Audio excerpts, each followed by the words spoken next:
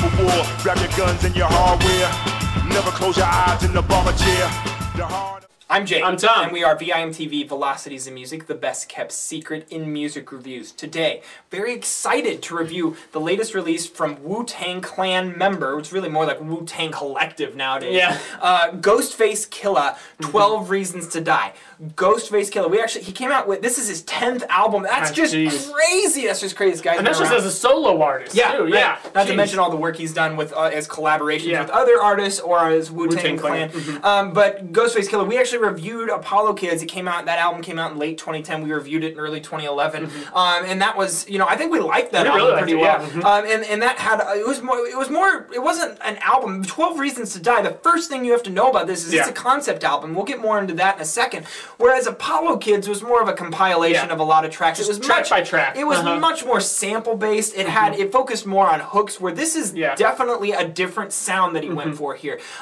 Just to talk about the sound before we get into the concept and what that does for the album. The sound, Tom, I found that this sound was much more raw, much more organic. There's a lot, like every single for one thing, there's not, if any samples, they're very sparse. And that's just me covering my own ass because I can't even remember any off the top of my head. And what truly is a sample and what's not, and that definition and that sort of thing. But usually all these tracks have real authentic drum sets and drum work on them. You have driving bass. I love the bass on this album. And then you also get a lot of like guitar accents and piano accents even on certain tracks that add a lot to this just genuine raw sound. It always reminds me of the Roots because that's the band that just I associate that sound with. But I really got into the sound of this album. Now, as far as and Tom, maybe you can jump in here and help me out describing the story behind this, because it's a concept album about like kind of the origins of Ghostface Killah. It's actually a concept album based on a comic book of the same name, based in like 1960s Italy, and it's like an Italian crime family.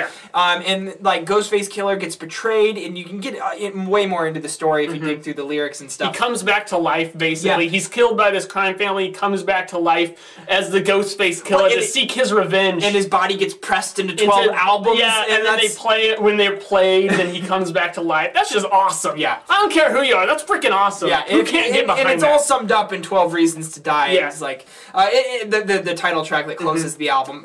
Now, this is a very consistent album throughout. The sound that you hear on the first track is relatively the same as every other track on the album. Now, Tom, what was your take on the presentation, on the songwriting? How did you get into all that? Well, right from the get-go, I loved the theming. I loved how consistent this album was. It presents a sound, it presents an idea and themes and sticks with it. And for that, A+.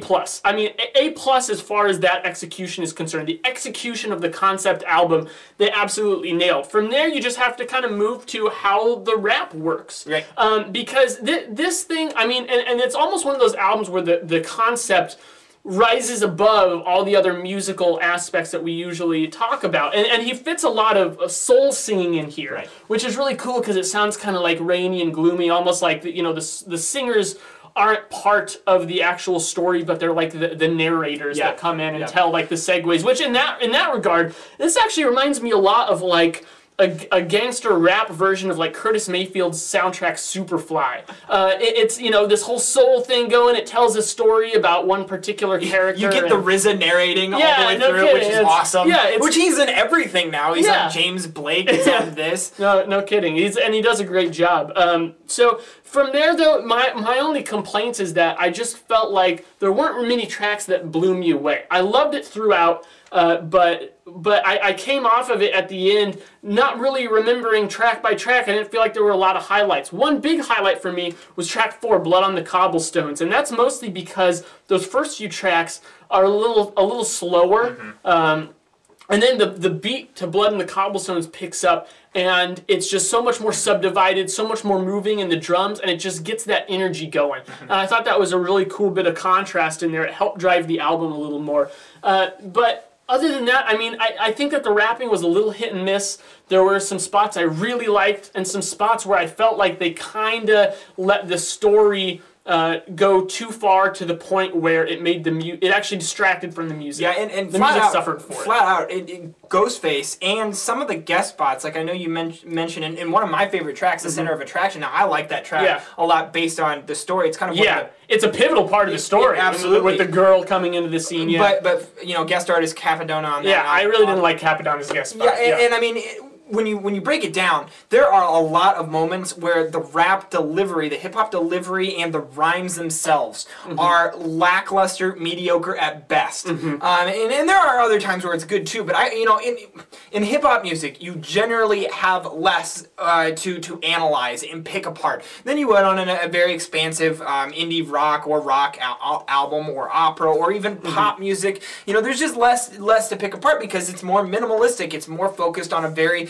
it's all about the delivery. It's all about the lyrics and the rhymes and how all that works in with the beat and the setup. So in that, you naturally have more weight placed on the delivery and the vocalist. So Ghostface here, there are weak moments, and that does bring it down for me. And to tell you the truth, I love when artists can put together a concept album that is expansive, commit to it, and deliver on that, and really have it enhance and unify the album as an album. This album, Tom's exactly right. There aren't a lot of clear highlights, but the thing is when I put this on, I can't not finish it. I'm going to listen to the whole damn thing, and that's exactly what I'm looking for when I'm looking for an album to listen to. I don't want to just put on an album to listen to 1 or 2 tracks. That's what playlists are for. That's what Pandora is for. The whole reason I review albums, Tom, to me, is because I want to put on the whole thing and listen to it from start to finish. And as you said, A+, they nailed it. It does come down to, there are moments where I feel like the lyrical delivery and the rapping are just not top-notch. And the album would have been better had it been top-notch. However, I feel like, personally for me, this is a minor complaint because overall, I feel like this is just a solid album to listen to. I really enjoy this album.